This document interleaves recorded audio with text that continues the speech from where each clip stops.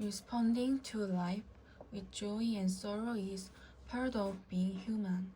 At times, when pain and suffering are inescapable, it is important to remember that this is part of the process by which we acquire knowledge. This does not mean that one must be in discomfort to make art, but stress can be channeled into a creative force if it produces a sense of inquisitiveness and an incentive for change. Think thought-making pictures can allow us to place our distress in context. The image we make can help us understand its source, category, its scope, adapt ourselves to its presence, and devise ways to control it. There are things in life once called wisdom, which we have to discover for ourselves by making our own private journaling. Stress can be directed to open possibilities for intelligent and imaginative inquiries and solutions that otherwise might have been ignored, overlooked, or refuted.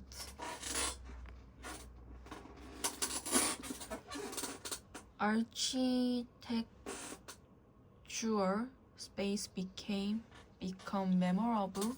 Thus, the architectural characteristics that defined them, qualities of scale, appropriateness for people, aesthetics, and visual impact are among the many components that give a place its character and feel. The purpose of a space can make it a place. The unique oval space of this splendid room makes it memorable and gives it a special importance without being ostentatious. Incidentally,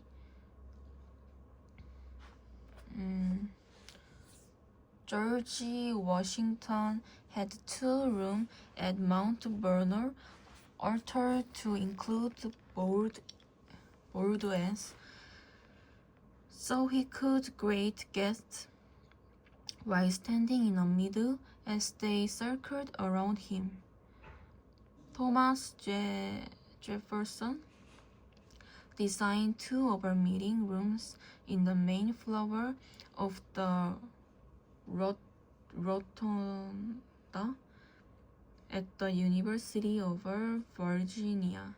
Other rooms were seen as being democratic because no person could be placed at a more important position in the room than anyone else. Museum and gallery exhibitions are hired by or co-produced with other galleries. It is not uncommon for shows to be on the road for 2 years or longer.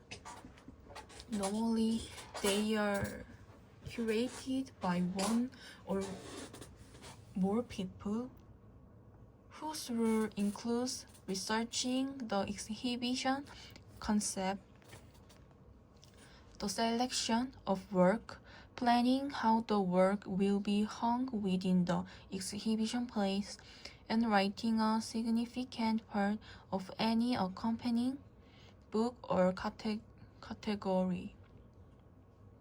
The power of the curator operating regionally, nationally, or internationally has been questioned. Of course, curators take initiatives which contribute to the exposure of work, but they may also regularly favor certain artists or types of work at the expense of others.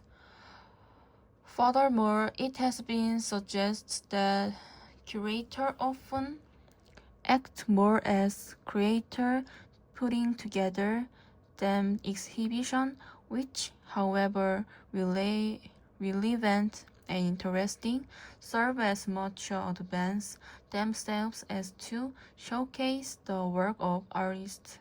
Indeed, all exhibition and collection reflect the particular interest of their curator and archivist, as well as the mission statement, priorities, and terms of reference of particular organization. Certain hindrance to multi-faceted creative achievement may lie in premature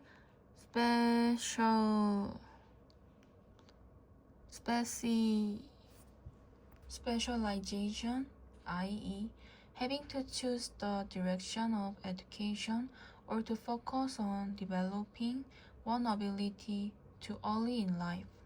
However, development of creative ability in one domain may enhance effectiveness in other domains that require similar skills, and flexible switching between generality and specificity is helpful to